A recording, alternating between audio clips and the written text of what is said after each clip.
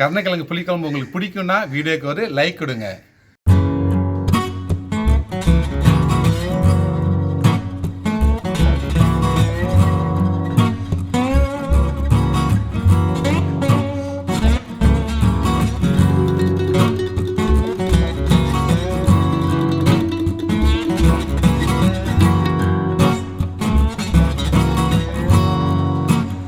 கருணக்கிழங்கு புளிக்குழம்பு உங்களுக்கு பிடிக்காதுன்னா சேனலுக்கு சப்ஸ்கிரைப் பண்ணுங்கள். நிறைய பிரியாணி வெரைட்டிஸ் நம்ம போட்டிருக்கோம். சப்ஸ்கிரைப் பண்ணிவிட்டு மற்ற வீடியோஸ்லாம் நீங்கள் பாருங்கள். வணக்கம் நண்பர்களே, எல்லோரும் நல்லா இருப்பீங்கன்னு நான் கர்த்தருக்குள்ள விசுவாசிக்கிறேன். இன்றைக்குரிய தாட் ஃபார் த டே: கேட்கிறதற்கு தீவிரமாக இருங்கள், பேசுவதற்கு பொறுமையாக இருங்கள், கோவப்படுகிறதற்கு தாமதமாயிருங்கள். இதோட சிம்பிள் மீனிங் என்னென்னு பார்த்தீங்கன்னா, நம்ம மற்றவங்க பேசும்போது அதை கேட்கணும். அதே மாதிரி நல்ல விஷயங்கள் எங்கே கிடைக்குதோ அதை நம்ம கேட்குறதுக்கு நம்ம ரொம்ப தீவிரமாக இருக்கணும். எதுக்கு பொறுமையாக இருக்கணும்? நம்ம பேசுகிறதுக்கு பொறுமையாக இருக்கணும். ஏன் பொறுமையாக இருக்கணும்? மற்றவங்க பேசுகிறத முதல்ல கேட்கணும். கேட்டுட்டு அதுக்கப்புறம் நம்ம ரெஸ்பான்ஸ் பண்ணணும். அப்போது பேசுகிறதுக்கு நம்ம பொறுமையாக இருக்கணும்.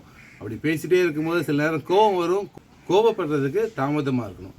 அதாவது நம்ம ஏதாவது கான்வர்சேஷனில் இருக்கும்போது திடீர்னு நம்ம கோபப்படுற சிச்சுவேஷன் இருந்தாலும் கொஞ்சம் சாந்தமாக இருக்கணும். சாந்தமாக இருந்து அந்த சிச்சுவேஷனை கோபம் இல்லாமல் கூட நம்ம சமாளிக்கலாம். அப்படி இருந்தாலும் அவங்க பேசின உடனே நம்ம எதிர்பேச்சு பேசி அதுக்கு கோவப்படுறதுக்கு பதிலாக பொறுமையாக இருந்து அவங்க சொல்கிறத கேட்டுட்டு அதுக்கப்புறம் பொறுமையாக நம்ம பேசிட்டு கோபப்படாமல் சிச்சுவேஷனை கொண்டு போகிறதுக்கு கடவுள் நம்மளுக்கு கிருபை செய்வார். இன்றைக்கி நம்ம குக்கிங்கில் என்ன பார்க்க போகிறோன்னா, கருணக்கிழங்கு புளிக்குழம்பு எப்படி பண்ணலான்னு பார்ப்போம். கருணக்கிழங்க கருணையின் கிழங்கு அப்படின்னு சொல்லுவாங்க. இதில் வந்து ஹெல்த் பெனிஃபிட் நிறைய இருக்குது. ரொம்ப குளிர்ச்சி உடம்புக்கு, அதே மாதிரி டைஜஷன் எல்லாத்துக்குமே இது ரொம்ப நல்லது. இந்த மாதிரி இப்போ வந்து ஹீட் வந்து பயங்கரமாக இருக்குது. இந்த மாதிரி டைமில் வீக்லி 2 times ஒரு நாள் குழம்பு வச்சு சாப்பிடுங்க, ஒரு நாள் மசியல் இல்லைன்னா இதை கூட்டு மாதிரி வச்சு சாப்பிட்டாலும் அருமையாக இருக்கும்.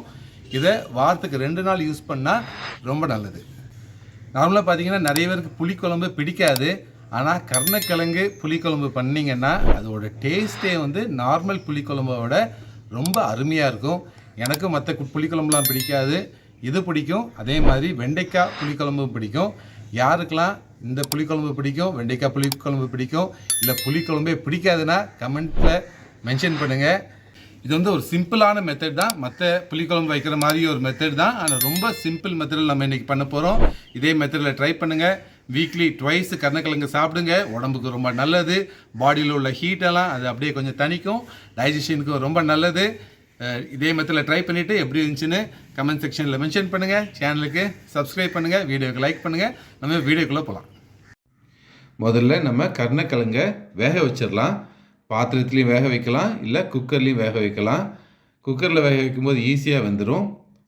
நான் இப்போதைக்கு இன்றைக்கி பண்ணுறதுக்கு ஒரு மீடியம் சைஸ் கருணக்கிழங்கு எடுத்துருக்கிறேன். இதை நம்ம குக்கரில் சேர்த்துட்டு தண்ணி கரெக்டாக இது கிழங்கு மூழ்கிற மாதிரி நம்ம தண்ணியை இதில் சேர்த்துட்டு குக்கரில் ஒரு 10 நிமிஷம் நம்ம வேக விடலாம். அதாவது ஒரு விசில் வந்தோன்னா குறைச்சி வச்சுட்டு 10 நிமிஷம், இல்லைன்னா நீங்கள் ஹை ஃப்ளேம்லேயே வச்சுட்டு ஒரு 3 விசில் வச்சு நம்ம இதை முதல்ல வேக வச்சு எடுத்துருவோம். கருணக்கிழங்கு அடுப்பில் வச்சதுக்கப்புறம் இதுக்கு தேவையான புளியை நம்ம முதல்ல ஊற வச்சிரும். ஒரு எலுமிச்சை சைஸ் அளவு உள்ள புளியை நம்ம தண்ணியில் முதல்ல ஊற வச்சிடலாம். இன்றைக்கி நம்ம மண் சட்டியில் தான் கருணக்கிழங்கு புளிக்குழம்பு வைக்க போகிறோம். முதல்ல இதுக்கு தேவையான எண்ணெய் சேர்த்துடலாம். எண்ணெய் பார்த்திங்கன்னா ஒரு 50 ml நல்லெண்ணெய் சேர்க்கும்போது நல்ல ஒரு வாசம் இருக்கும். எண்ணெய் சூடான உடனே ஒரு 1/2 டீஸ்பூன் கடுகு, அதுக்கப்புறம் ஒரு 1/4 டீஸ்பூன் வெந்தயம், இது ரெண்டையும் நம்ம சேர்த்துடலாம்.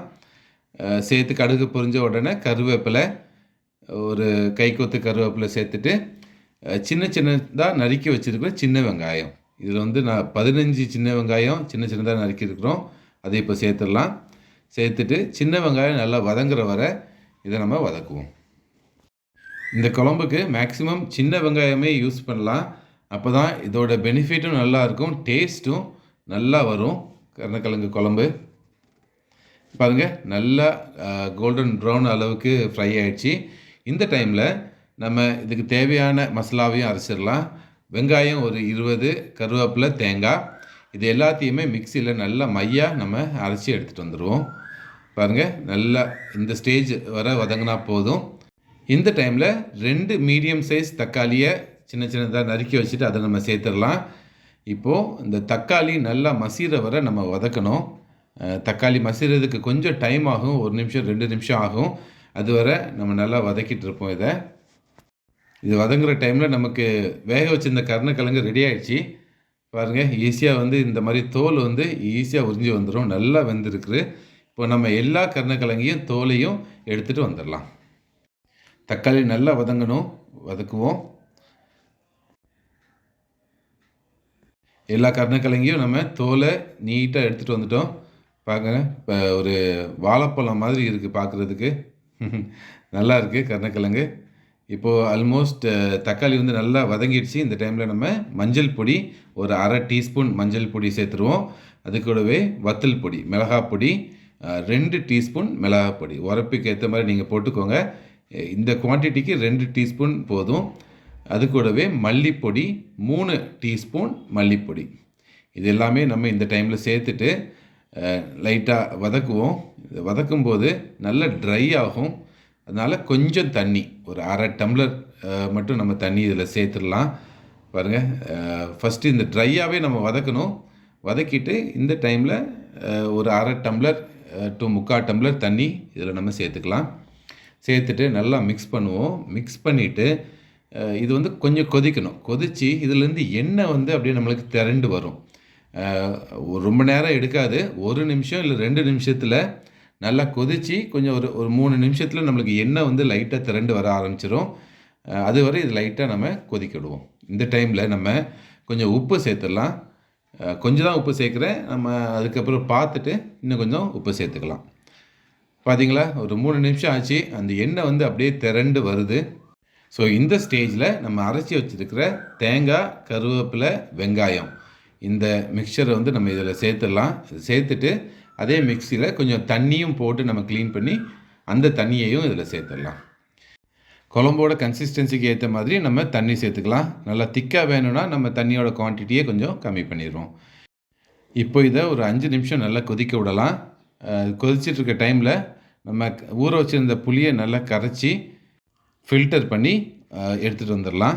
அதை இந்த டைமில் நம்ம இப்போது சேர்க்கணும். புளி தண்ணி எடுக்கும்போதும் உங்கள் குழம்புக்கு ஏற்ற மாதிரி நல்லா திக்காக வேணும்னா ரொம்ப தண்ணி இல்லாமல் திக்கான புளிக்கரைசல் எடுத்து நம்ம இதில் சேர்த்துடலாம். இல்லை கொஞ்சம் தண்ணியாக வேணும்னா நல்லா கரைச்சி ஒரு 1.5 டம்ளர் வர்ற மாதிரி தண்ணி ஊற்றிடலாம்.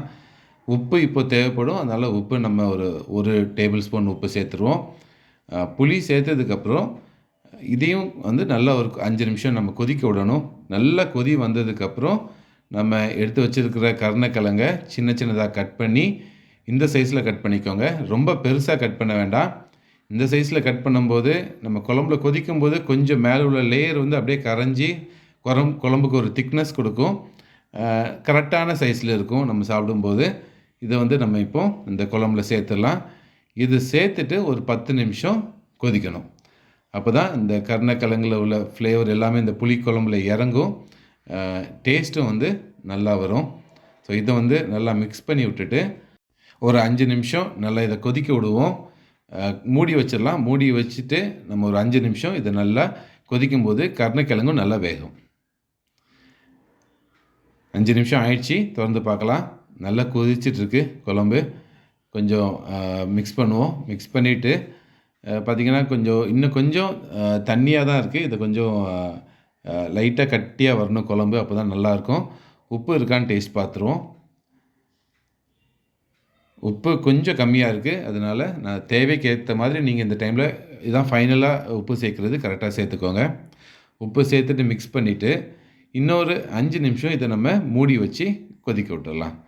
அந்த கடைசி 5 நிமிஷம் நம்ம மூடி வச்சு கொதிக்க விடும்போது குழம்பு கொஞ்சம் திக்னஸ் கொடுக்கும்.